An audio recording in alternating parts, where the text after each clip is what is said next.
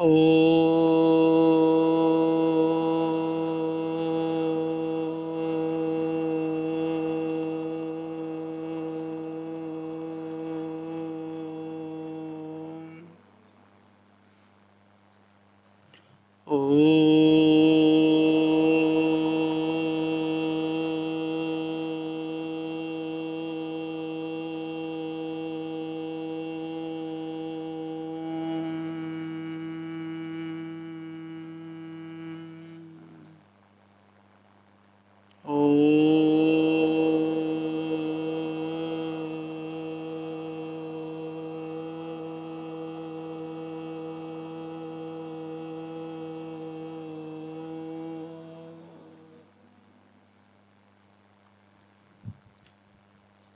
आप सबको हमारा प्रणाम, वंदन, नमन।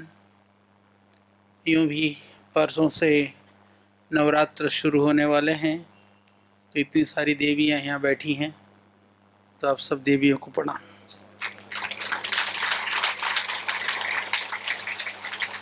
और हमारी पूज्य साध्वी बहनें, सभी बहनों को भी प्रणाम, क्योंकि वो देवियों में अग्रणी है।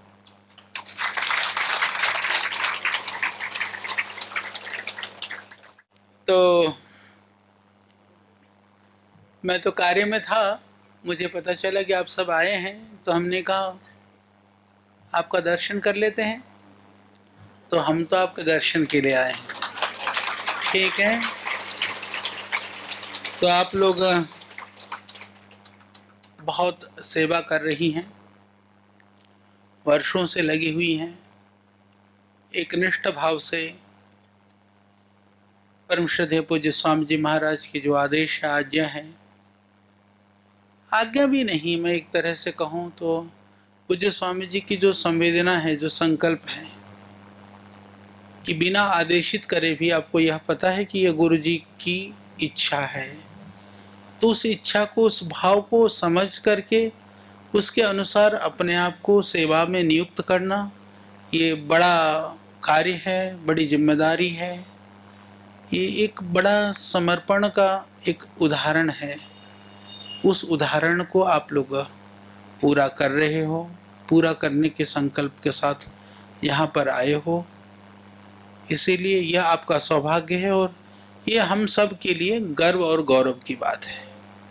क्योंकि जिस संस्थान के पास इस तरह की समर्पित, क्योंकि दुनिया में ना पहले तो होता था, जैसे आप लोग जहाँ से, जिन पृष्ठभूमियों से हैं, ग्रामीण क्षेत्र के जो लोग हैं, वहाँ तो आज भी कोई भी पहुँचता है, उसको भोजन के समय पर पहुँच जाए तो भोजन या जो भी उनके पास साधन होता है वो मिल जाता है, वो भी बिना किसी चाहत के। पर समय ऐसा बदल चुका है, परिवर्तन आ चुका है। जो शहरों में रहते हैं, सगे माँ बाप भी यदि बिना पूछे चले जाएं तो लोग कहते हैं हमने तो बुलाया नहीं था, अभी आप क्यों आए, पहले बता करके आते, पूछ के आते। थोड़ा सोच करके देखो। एक तो ऐसा था कि जहाँ अनजाने को देख कर भी हमारे चेहरे पर प्रसन्नता होती थी, खुशियाँ होती थी, हम आनंदित होते थे, वहीं हम उसके साथ अपनी खुशियों को जोड़ लेते थे। और कैसा वातावरण बन गया है कि जहाँ जो अपने हैं, जो बहुत ही निकट के हैं, जिनका हमारे जीवन में बहुत उपकार है, जिनके उपकार से हमें जीवन मिला है, उनके आने पर भी हमें प्रसन्नता नहीं है, उल्टा ही हम प्रश्न कर रहे हैं उनसे। प्रसन्नता की जगह जो प्रश्न चिन्ह वाले जो स्थितियां हैं, हम सोच सकते हैं कि हमारी संस्कृति क्या थी और हम कहाँ पहुँच गए।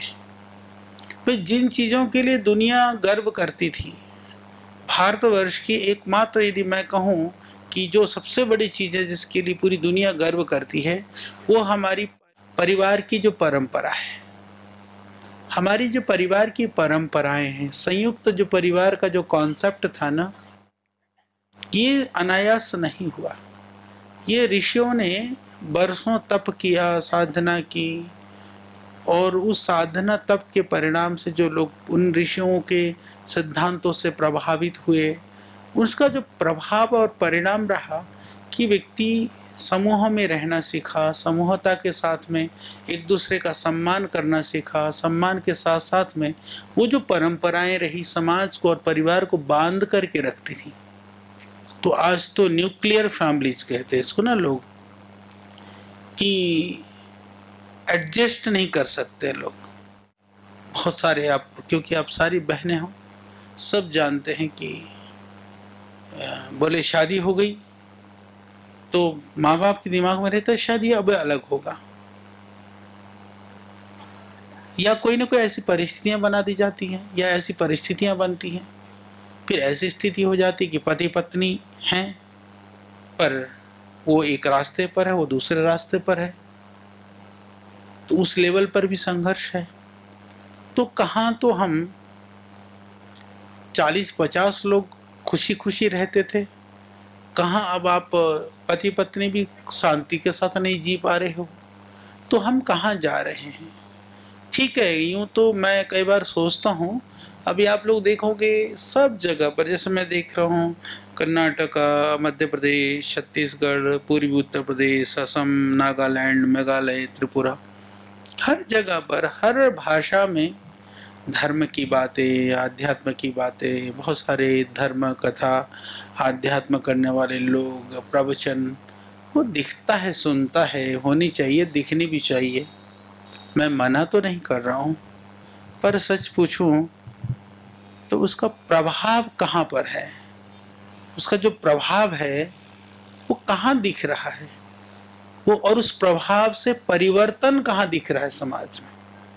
यानी जब आप बैठ करके कथा सुनते हो तो लगता है वो सारी दुनिया जो है बहुत एकदम सबने इस जीवन के रहस्य को, जन्म मृत्यु के गहराइयों को सब समझ लिया है, ऐसा लगने लगता है ना, सब कुछ समझ में आ गया है।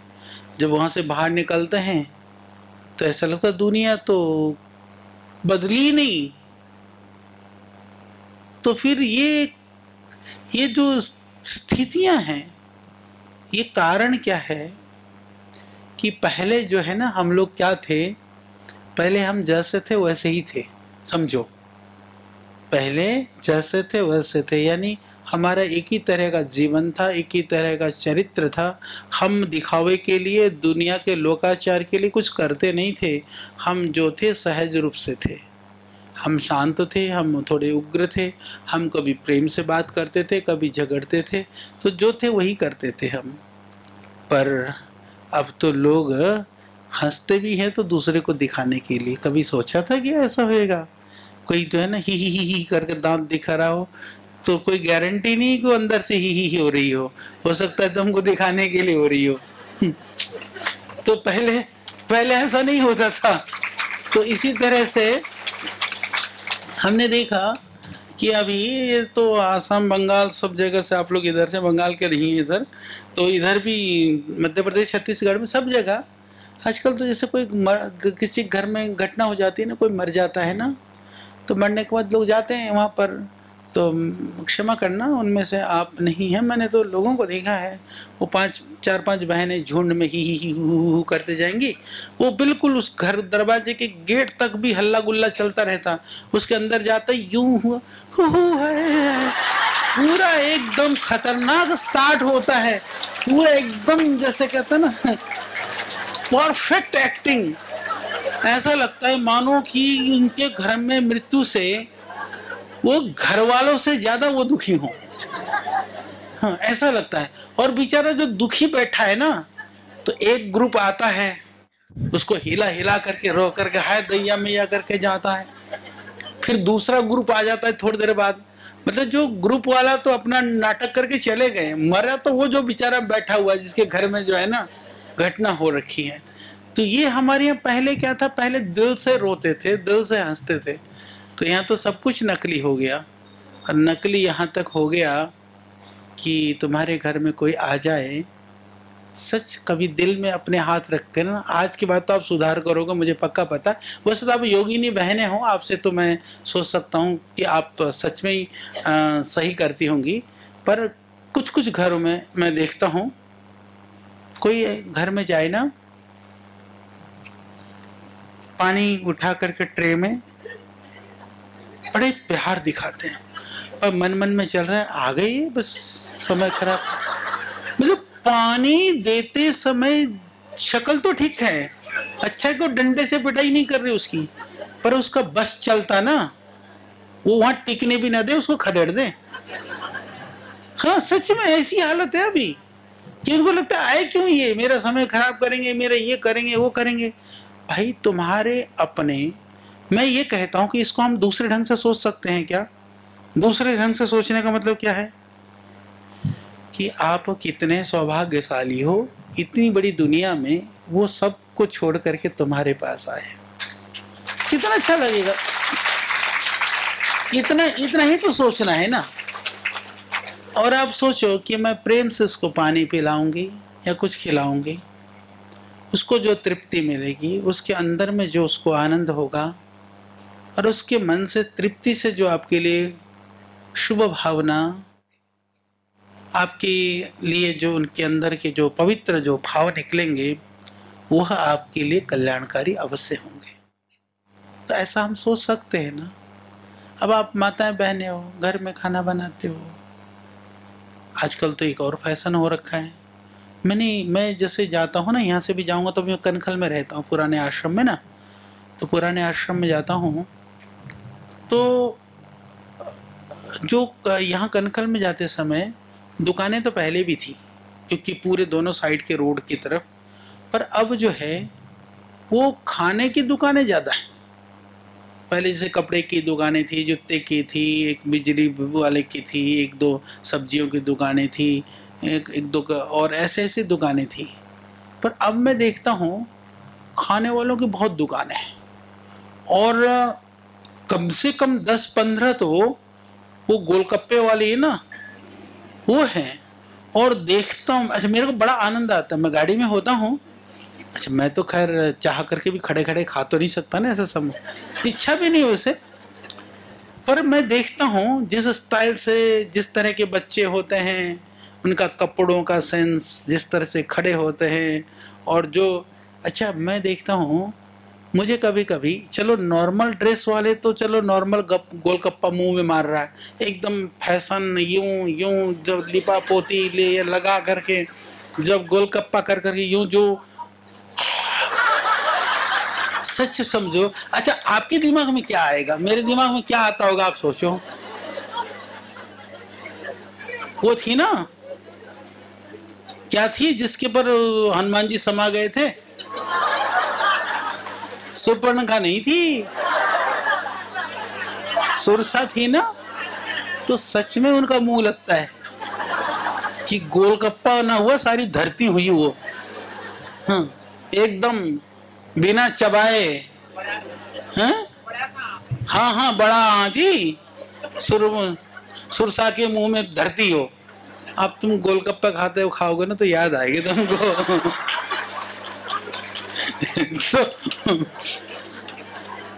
तो कहा बोले ऐसे खाते हैं, और वो जो है ना बाहर जैसे जो वो, अच्छा ये जो ठीक है 36 जो श्रृंगार के लिए माताओं बहनों का लिखा है शास्त्र में, ऐसा नहीं कि बहनें 16, अच्छा 36 में गलती हुई, ठीक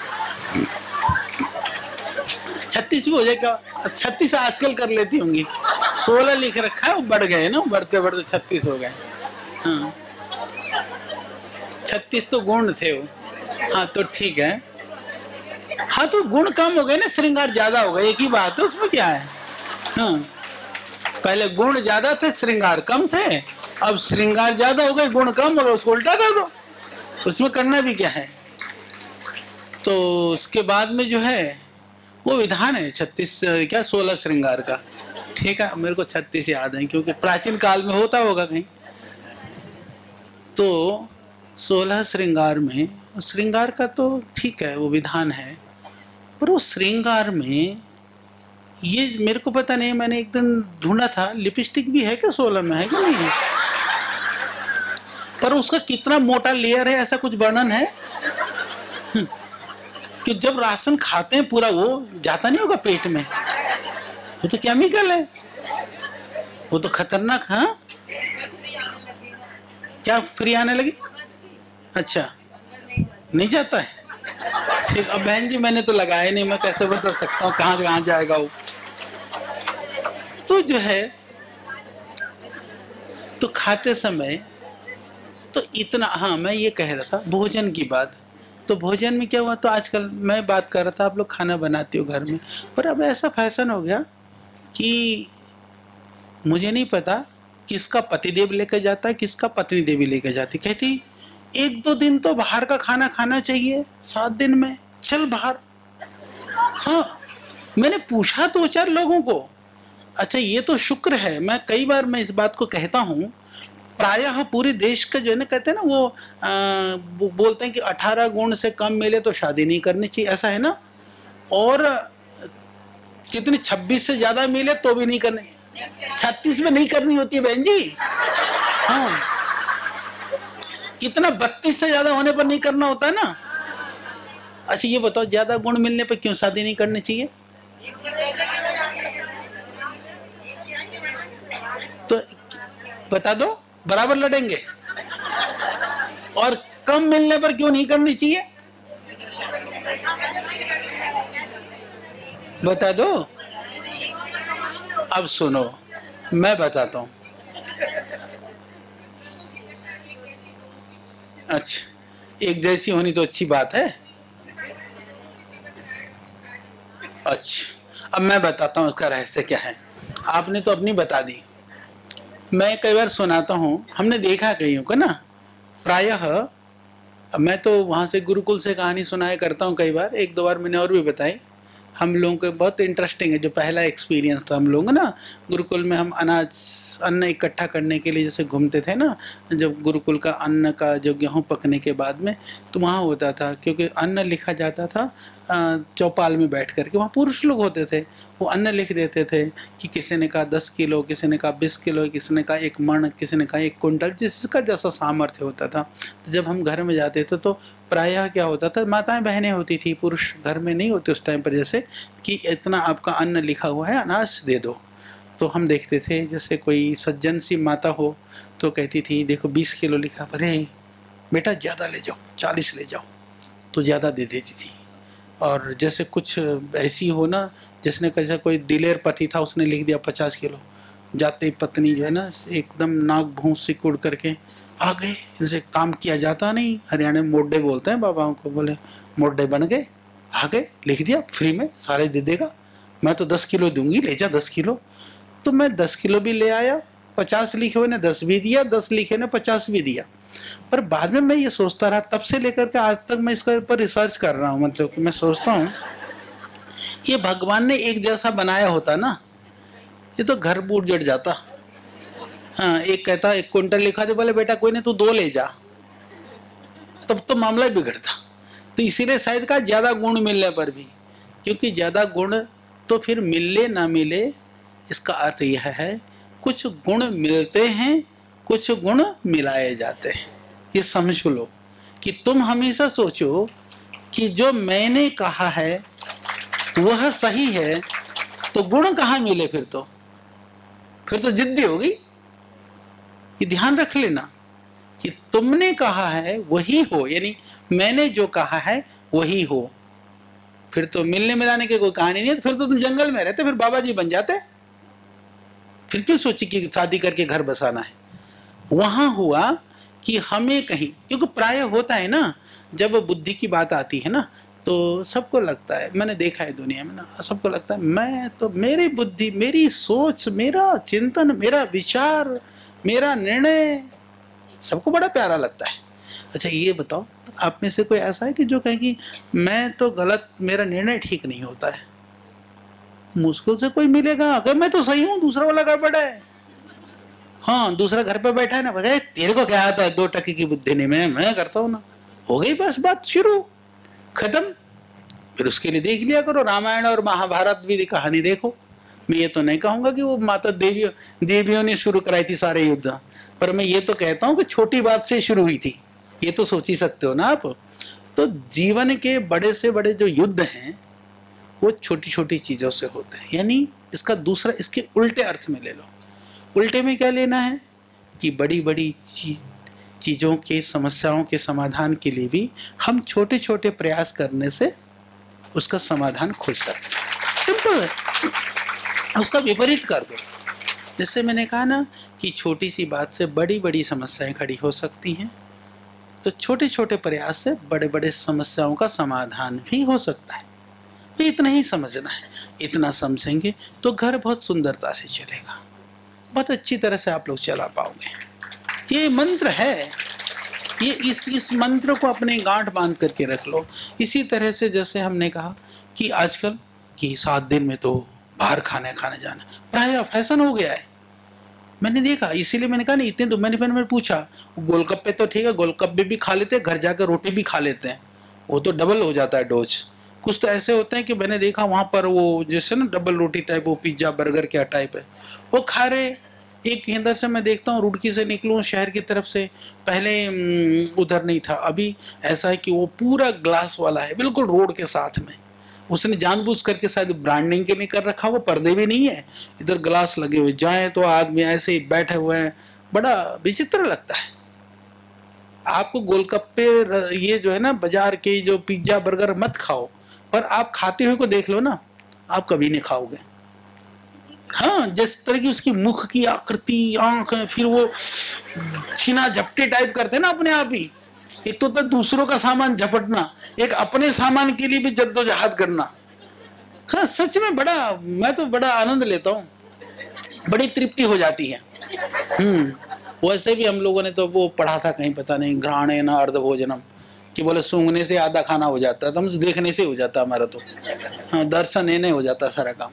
तो ये जो चीज़ें हैं हमको, कि घर में जैसे भोजन की बात है, आप एक व्यवस्था बना सकते हैं कि खाना बताते समय पहले तो ये है कि उत्तेजना में, क्रोध में, आवेग में नहीं। जैसे मैंने कहा ना कि कोई घर में आया, आपने पानी पिलाते समय, बात यहीं से शुरू हुई थी, बड़े मन से पिलाओ।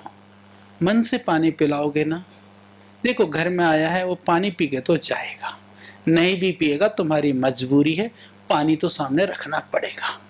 अब तुम्हारी मर्जी है, तो तुम प्रसन्नता से करती हो या मजबूरी से करती हो। प्रसन्नता से करोगे तो तुम्हारा बीपी शुगर पुगर भी कंट्रोल में आ जाएगा, अप्रसन्नता से करोगे तो नहीं होगी तो हो जाएगी। सही बात है, पर उसको तुम्हें उपाय बनाना है या समस्या बनानी है। हमको यहाँ से चीजों को समझना और सीखना है। इसके बाद में क्या करना है, जो घर में आए हुए हैं वो उनको जो भी आप व्यवहार कर रहे हो, आप प्रयास करो कि आपको मजबूरी में, मैंने कहा ना, दिखाने के लिए ही ना करना पड़े, वो आपके अंदर से वो ही हा भाव निकले। यानी जब अंदर से निकलेगा, आप प्रसन्न होना होगा, आपको प्रसन्न होगे तो जो अप्रसन्नता से होने वाली जो व्याधियां और समस्याएं हैं, वो फिर जीवन में कहाँ से पैदा होंगी, वो हो नहीं सकती फिर। तो फिर वह आपका स्वभाव बन जाएगा, वह आपके जीवन का स्वभाव बन जाएगा। उस आदत में आप रहने लगेंगे तो सच मानिए जीवन आपका स्वर्ग हो जाएगा। स्वर्ग और नरक की कल्पना वो साधन संपन्न होने से स्वर्ग नहीं आता है, ये ध्यान रख लेना। साधन की आवश्यकता तो होती है जीवन में, साधन ना होता तो आप इतने दूर दूर से कैसे आते भाई। आप कोई ट्रेन में आया होगा, कोई फ्लाइट में आया होगा, कोई बस में आया होगा, फ्री में तो कोई लेके आए नहीं कि बोले चलो तुम बाबा जी के यहाँ चल रहे हैं, हम फ्री ले चलते हैं। सबने लिया ही होगा किराया। तो रास्ते में कुछ खाए पिए होंगे तो भी किसी से खरीदना पड़ा। तो जरूरी तो है जीवन में, पर वो गंतव्य नहीं है ना। गाड़ी में बैठ करके आप आए हो, गाड़ी जीवन का लक्ष्य नहीं है। हरिद्वार पहुंचने के लिए गाड़ी आपके लिए साधन है। तो ऐसे ही संसार के सारी चीजों को आप समझते रहो कि फिर वो लक्ष्य क्या है, गंतव्य और प्राप्तव्य क्या है, किसको पाना है, किसकी चाहत में हम घूम रहे हैं, किसकी चाहत के लिए हम भटक रहे हैं। चाहत वह है जो आपको अंदर से शांति दे, सुकून दे, तृप्ति दे। फिर कभी कभी हमको क्या लगता है कि हम देखते हैं ना दुनिया में, शायद शांति बहुत बड़े बंगलों से, घर से, साधन से, कोई फिर उसको बहुत तो उसको अलग अलग तरह से करने में लगते हैं। हाँ ठीक है, घर को भी सजाओ, जो भी है लिपो पोतो सुंदर बना के रखना। सुंदरता से एक अंदर से कहीं ना कहीं आपको शकून तो मिलता है, पर सिर्फ उसके साधन के बढ़ने से शांति मिलती है, उसी से आपको सुख मिलेगा। तो एक बात ध्यान रखना, यदि दुनिया के धन दौलतों से सुख और शांति मिलती ना, तो जिनके पास बहुत धन दौलत है ना, सब शांति को खरीद करके रख लेते। आपके हिस्से में, हमारे हिस्से में तो थोड़ा बहुत फिर भी आ जाता शायद, क्योंकि ना मेरे को लोग कहते हैं मैं दुनिया के पता नहीं कौन सा अरबपति खरबपति, मुझे पता नहीं चला आज तक, वैसे लोग ऐसा कहते हैं, है ना। तो शायद हम अब मैंने कभी पूछा नहीं महाराज जी से कि मैं खरबपति हूं तो मेरे को कुछ कुछ कुछ दे दो, आज तक तो लिया नहीं है, क्योंकि सारा पतंजलि की प्रॉपर्टी मेरे नाम से, पता है आप लोगों को, ये बात यही तो मजेदार है। अच्छा, कभी कभी मैं सोचता हूँ, मैं सोचता हूँ कि और सुखी होना हो तो मैं क्यों सोचूं कि पतंजलि की संपत्ति हमारे पास, मैं सोचता हूँ सारी धरती की संपत्ति तो मेरे नाम से ही है, क्योंकि मैंने खर्च तो पतंजलि के भी नहीं करने, तो मैं इतनी छोटी में क्यों सोचूं कि मैं छोटे का ही मालिक हूँ। मेरे को तो खर्च तो पतंजलि का भी नहीं करना कुछ, तो मैं सिर्फ पतंजलि का ही क्यों सोचूं। मैं सोचता हूँ सारी धरती की मेरे पास ही है। जब भाई हम परमात्मा के, हम कहते हैं ना कि हम ईश्वर के पुत्र हैं, पुत्रियां हैं, हम भगवान के संतान हैं, हम भगवान के अभिन्न हैं, भगवान के अंग हैं, जो भी मानो, जब भगवान के ही हम सब कुछ हैं, तो भगवान का सब कुछ हमारा।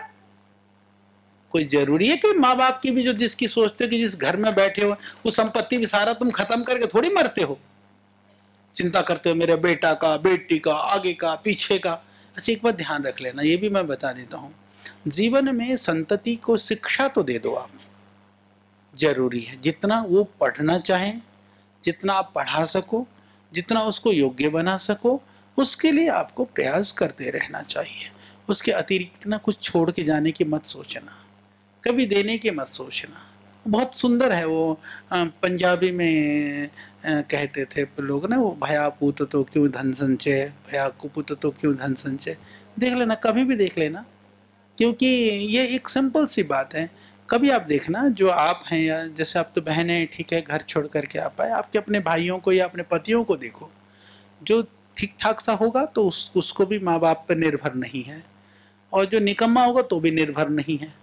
अच्छा होगा तो उसने अपना खड़ा किया, निकम्मा होगा तो माँ बाप का भी खत्म कर दिया। तो दोनों स्थिति में माँ बाप का काम नहीं आया। मतलब अच्छा होने पर इसलिए नहीं आया क्योंकि उसने उसको बढ़ाया, बुरा होने पर इसलिए नहीं आया क्योंकि उसने उसको खत्म कर दिया। तो काम तो किसी का नहीं आता है। और दूसरी बात, जैसे मैंने कहा कि साधन के रूप में संसार के व्यवहार को, संसाधनों को, सब चीज को साधन मानो। हम कभी कभी ना साधन मानते हैं संपत्ति को, साधन नहीं मानते हम व्यवहार को। व्यवहार को भी साधन मानो, जीवन में जीने का साधन। कहते हैं ना, जैसे आप संपत्ति देने में तो पदार्थ देना पड़ता है, व्यवहार देने में तो पदार्थ का देना भी नहीं पड़ता है, पर कभी कभी हमें शब्दों को देने में भी ना बहुत जोर पड़ता है। हमको लगता है इससे मैं मीठा क्यों बोलूं, इसको ढंग से क्यों बात करूं, यूं तो यूं है, यूं तो वो है। अरे भाई, जो जैसा है वो उसको वो भोगेगा ना अपना, तो तुम अपना क्यों खराब कर रहे हो। भाई यही कोई कटुता का व्यवहार आपसे करता है, कोई व्यवहार में वो ढंग का नहीं है, ढंग की नहीं है, वो बिल्कुल उठपटांग है, तो कोई जरूरी है कि तुम भी उल्टा ही व्यवहार रखो। बस वो जैसी वो भुगतेगी ना, तो तुमने ठेका थोड़ी रखा कि तुमको गलत व्यवहार करना है। तो तुम अच्छा व्यवहार करोगे तो व्यवहार भी तो, वह भी तो संपत्ति है ना।